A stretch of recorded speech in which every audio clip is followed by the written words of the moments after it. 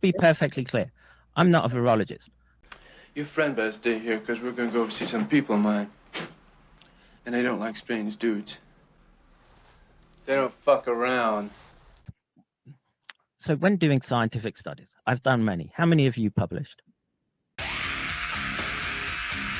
Yes, and this is virology's term. So okay, all right. We don't want to spend too much time on this. It is a bit off topic. Tim, this is virology is a set of hypotheses and data and observations. Okay, and in order to establish them, or in order to negate them, you have to have a alternative model. Not necessarily. Okay? That's not logical. No, it's the scientific method. If you come with a alternate hypothesis or a criticism. No, you don't have to have an alternative hypothesis to debunk something. Yeah. So you have these sort of second string PhDs, some college students, but a lot of PhDs, and they go on the science blogs and they come up with fake names and they'll fight you and fight you and fight you and debate and call you names and not listen and not read actual papers, and they'll tell you that you're crazy because science says. But your attempts at scientific argument are just falling flat on their face. You haven't even got to anything approximating scientific argument. The definition of a virus became a tiny, infectious, obligate intracellular parasite, consisting of a genome surrounded by a capsid. The whole concept revolves around a replication-competent particle, and with alleged viruses such as SARS-CoV-2, it is said to pass easily between people and cause disease. However, for this to be established, there needs to be physical proof of such a particle. It cannot be determined by epidemiological and clinical observations, PCR tests, or computer simulations. Virology invented the theory of viruses, so whatever method they employ to prove their existence, it must satisfy that definition. However, all of the methodologies to demonstrate the direct evidence of a physical particle that meets the criteria have failed. One of the first problems with viral theory was the failure to find any viruses in humans or other living hosts with the invention of the electron microscope.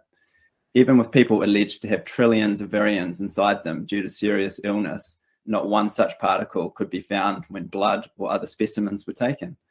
There are, of course, micrographs purporting to show viruses such as SARS-CoV-2, but the images are of dead material, and the biological role of any image vesicles must be determined through other methods.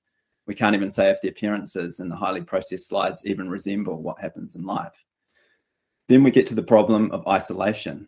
These days, when the virologists claim they have isolated a virus, it is an act of double deception.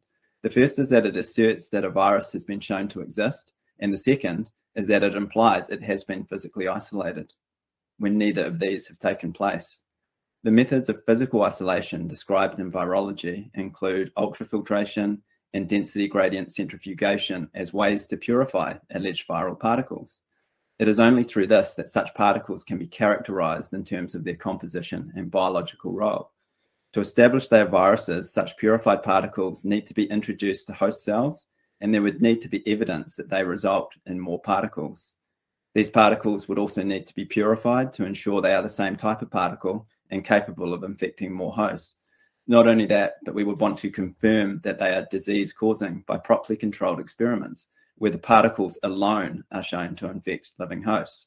Your attempts at scientific argument are just falling flat on their face. You haven't even got to anything approximating scientific argument. One of the expressions that you run into is science says. Well, science says that HPV shots are safe and effective. Science says that there is no debate about GMOs. Science says that AIDS is a sex disease. The guys who say this are usually debating on websites. They're not actually doing the research, because the actual researchers don't have a lot of time to sit and debate online, because they're essentially getting paid to create data. There's multiple reasons why cells can eventually break down in a culture. And to claim that it's a virus is preposterous when there's so many variables involved. I mean, Kevin himself admitted that lung fluid contains all sorts of things. So to claim that that the effects came from a virus is simply preposterous. Let's be perfectly clear. I'm not a virologist. You can look it up on the internet right now. Look up what mock infected says in a viral experiment, Kevin. It says you're doing it exactly the same, but without the viral agent. Yeah. So how can you be sure that the person you're getting fluid from, every person has a virome and a biome? Do you accept that biological fact? I don't accept a virome, no. You accept a biome? There's a microbiome in humans for sure. I mean, we're covered in trillions of bacteria. Yeah. But you reject the fact that there's a virome as well. A virome that covers all life, soil, trees. You reject that level of analysis with respect to biology. Not at all. No, we're talking about control experiments, and you keep trying to drift off the topic. Yeah, let me reel this back in, guys, real quick. Let's connect the dots for the people listening. The control experiment would be in regards to the cytopathic effect, CPE, which is what they say proves that there's a virus, because they add some sample, which they say has a virus, into a cell culture, and they say, hey, look, it breaks down the cells, so that's the virus doing that. So the control side of this would show us a problem if the control experiment also broke down in the same way. So that's why this is important. Yeah.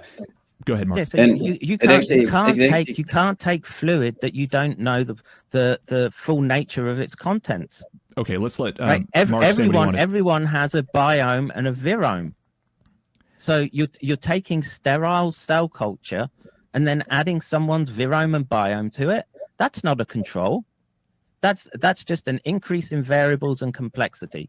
Well, Kevin, then how do you know what's causing the cytopathic effect? So by taking the diseased fluid, okay, that you know, and look, we can make artificial CSF, we can make artificial lung fluid. We use it I don't use it, but it's used in treatment all the time, okay? And that becomes your control because you know that that's clean. That's not a valid control. Yes, it is. Yes, it is. No, you can't go taking stuff that you know is contaminated and say, oh, that's a valid control, because you don't know what the contamination is in there. And you will admit that your lung fluid has at least a biome, right? I don't think you seem to understand what's going on here. So when wait, Kevin, hold on. Well, actually, the last thoughts to Dr. Mark, because this is the last bit of this segment. So take your time, Dr. Mark. What did you want to say on this? So, Kevin, when Fan Wu and their team claimed that they isolated a virus from the 41-year-old man who had pneumonia, I mean, they just took the lung fluid from this guy. So if they saw a cytopathic effect, well, Fan Wu didn't even do cytopathic effects, to be honest, but one of the other teams who did. So you're just saying we don't know what's in it that would cause the cytopathic effect, but they are saying it's a virus. So let's be perfectly frank here, okay? You can't expect all studies to do all things, okay? You don't have the science, dude. You don't have the science. Don't fight with us too much or we'll lose our temper. You wouldn't like us when we're angry. We can be very cross. We'll call you terrible things like denier of science. And don't try to read our papers. You're not in our club. You're not allowed to. You just have to trust us. And remember, you can never sue. So when doing scientific studies, I've done many. How many have you published? Science is an interpretation of data. It's not a fact. It's not a set of facts. It's an interpretation of some material that some people got through a variety of means that they decided meant something. That's a lot to say. And when they say science says, they mean that some people think that this, by interpreting it this way and setting it up in these parameters, might mean this thing that they really want it to mean, and you have to trust them because they're in charge. What is his falsifiable hypothesis with respect to rejecting terrain theory? And does he, as a terrain theory, believe in somatids, mycozyma, and the pleomorphic cycle that the body auto-generates pathogens for cleansing? Sorry, Tim, that's not what we were asked to talk about, as far as I was aware. Yeah, it is a little bit off topic. It's a simple question to get to how do we define whether a virus is real or not? You want to say that viruses aren't real. You have to have an alternative hypothesis. We know it's terrain theory. Please, could you tell us what is it that you think pathogens are? I know that there's a correlate. So you're asking theory. Dr. Mark why people get sick if he doesn't think it's virions. Yeah, or bacteria, yeasts. So I see why Dr. Mark, doesn't want to go off on a big rabbit, go off on a tangent here. But, he doesn't have to go on can... off a tangent. He just has to confirm. He just has to confirm what the position that he's coming from. Yeah, and then from that we can establish a scientific baseline upon which we can proceed with the further discussion. Okay. If science is an interpretation of data, then we have to ask ourselves, where do they get the data? What is data? The data is the stuff that they accumulate by setting up an artificial experiment. So they put a box and they put a genetically inbred rat in the box that's prone to getting all kinds of diseases, and they feed it something or they don't feed it something, they inject it, they don't inject it, they run it around a maze, they starve it, they give it water, eventually they kill it, cut it open, and count the tumors. They consider that data, and then they apply that to everybody else. Let's be perfectly clear. I'm not a virologist, and also the proteomics match with predictions. We can go down to angstrom level scale, okay, and image the proteins on the surface of the virus. Okay, you're calling it a virus, but it's not been. You're calling it a virus, but it's not been shown to be a virus. Well, alleged viral particle. Hypothetical alleged viral particle. As a scientist, I would want multiple measures to convince me that we're looking at the phenomenon of interest. Okay, and that would come from when you do the proteomics and you make predictions about the weight of the proteins that you would see, that you sample with respect to proteomics, and then you do a whole bunch of confirmatory tests like Western blotting, large-scale proteomics. All these things add up to say, well, we can see in that sample we can look down and see the spike proteins at virtually the atomic scale, and everything scales and matches up. That's science is not what they say it is. Science is an interpretation of data. The data is usually crap. That's it.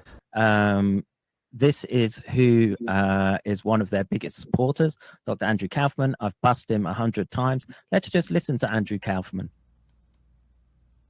No audio's coming through. And let's stay on topic, please. Well, I'm getting on topic, right? These people sell books, charge nearly $2,000 for a conference, telemedicine, to tell people to eat chicken soup. I wanted to show millipore type techniques, but I don't have the time for that. I mean, brave science, right? If science were very brave and courageous instead of being cowardly and frankly small-minded, you'd think that science would say, shit, we're open to all kinds of ideas. So I yield the floor to Mark. Okay, well, I just want to point out that I'm a big fan of Dr. Kaufman and the Baileys, and I think those were kind of some low blows there, Kevin, but we'll no, but they've never done virus research. Those are his words. He's never done virus research. No bench work. Well, never published. I think reading a lot of papers is research, but that aside, let's go to... I can read a lot of papers about flying jumbo jets. until I've sat in a seat and flown one, it's all just theory. All right. Let's go to Dr. Mark for the final words. Dr. Mark. Tim, I'm not going to dignify Kevin with a response here. I mean, I think that was... Yeah, because you can't. All right, you can't. Kevin. You don't have the science, dude. You don't have the science.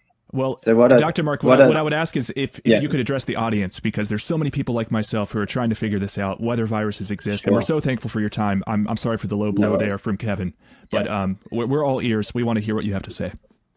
Yeah, no worries. So with the animal studies, Kevin does not seem to be familiar with virus mania. I don't think he's read it, because the SARS-CoV-1 alleged viral studies were dealt with there pretty thoroughly. And also Sam's made several videos now about the animal studies. I think Kevin misunderstands between transmission and inoculation. So with the monkey studies and the other kind of animal studies, what they tend to do is pour the biological soup directly into the lungs. So probably because Kevin's not familiar so much with clinical medicine, what that's called is a pneumonitis. It's not an infection when you pour the material directly into the lungs. So you ask any doctor, and particularly an anaesthetist, if you pour those volumes of fluid into a mammal's lungs, you will get those kind of reactions. They are not specific to a virus. That is completely untrue. And with regards to it spreading around the body, we're talking about RNA sequences that are being picked up in different parts of the body. That is not proof of a virus.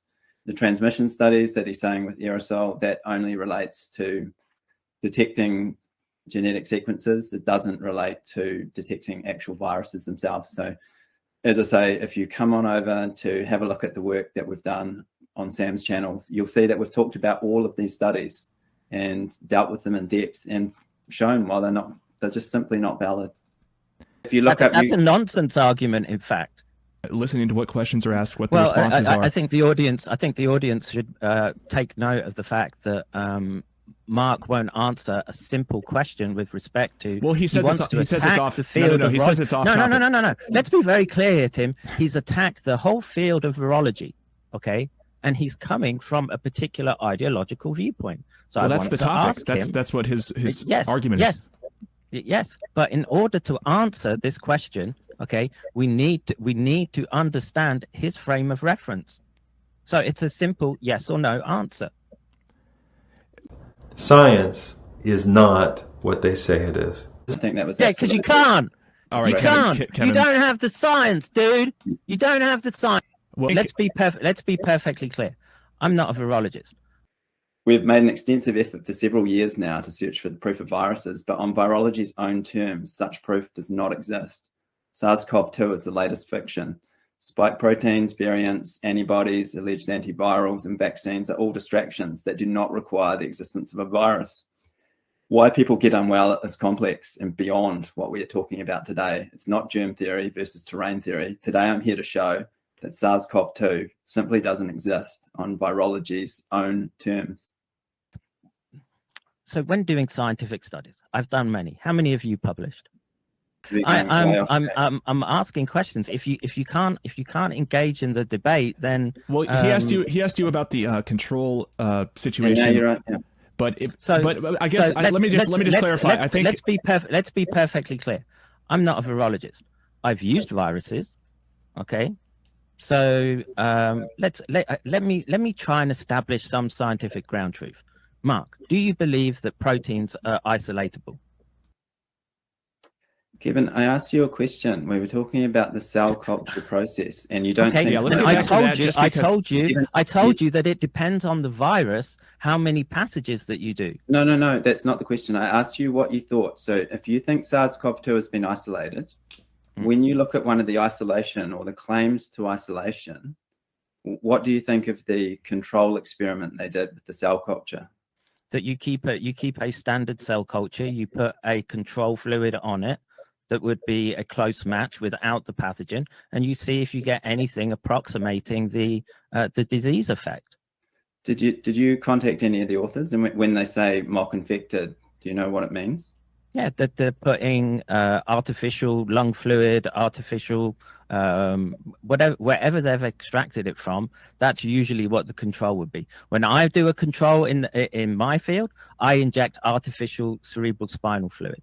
Okay, minus the drug or the agent that I'm interested in. Well, it may shock you to know that they didn't do that. I think that was because you can't. All right, you can't. You don't have the science, dude. You don't have the science. Well, I don't know how to break it to you, but science is not a person. You can't quote science. Science is not even really a uniform thing. That's an illusion. Let's be perfectly clear. I'm not a virologist. Like all doctors, I once believed in the concept of pathogenic viruses, and I thought I was seeing viral illnesses in my patients. I assumed that the proof of viruses had been established in scientific experiments, but that's not true. Any discussion regarding the existence of SARS-CoV-2 needs to be considered within the history of virology and its complete failure to fulfill its own postulates. Firstly, what is a virus? The word derives from the Latin and means poison. Since the late 1800s, the viral theory has been through several iterations, from some sort of unseen fluid contagion to an infectious protein to the rogue genetic code model. The definition of a virus became a tiny, infectious, obligate intracellular parasite consisting of a genome surrounded by a capsid. The whole concept revolves around a replication-competent particle, and with alleged viruses such as SARS-CoV-2, it is said to pass easily between people and cause disease. However, for this to be established, there needs to be physical proof of such a particle. It cannot be determined by epidemiological and clinical observations, PCR tests, or computer simulations. Virology invented the theory of viruses, so whatever method they employ to prove their existence, it must satisfy that definition. However, all of the methodologies to demonstrate the direct evidence of a physical particle that meets the criteria have failed. One of the first problems with viral theory was the failure to find any viruses in humans or other living hosts with the invention of the electron microscope. Even with people alleged to have trillions of virions inside them due to serious illness, not one such particle could be found when blood or other specimens were taken. There are, of course, micrographs purporting to show viruses such as SARS-CoV-2, but the images are of dead material, and the biological role of any image vesicles must be determined through other methods. We can't even say if the appearances in the highly processed slides even resemble what happens in life. Then we get to the problem of isolation. These days, when the virologists claim they have isolated a virus, it is an act of double deception. The first is that it asserts that a virus has been shown to exist, and the second is that it implies it has been physically isolated, when neither of these have taken place. The methods of physical isolation described in virology include ultrafiltration and density gradient centrifugation as ways to purify alleged viral particles. It is only through this that such particles can be characterized in terms of their composition and biological role. To establish they are viruses, such purified particles need to be introduced to host cells, and there would need to be evidence that they result in more particles. These particles would also need to be purified to ensure they are the same type of particle and capable of infecting more hosts. Not only that, but we would want to confirm that they are disease-causing by properly controlled experiments, where the particles alone are shown to infect living hosts. You don't have the science, dude.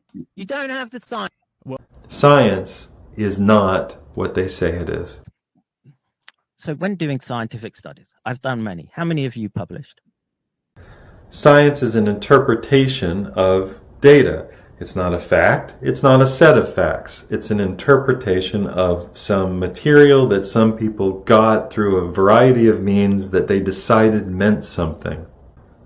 Science is an interpretation of data. The data is usually crap. That's it.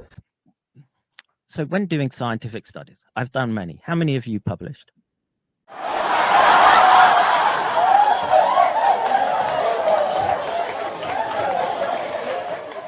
It's getting to be goddamn ridiculous.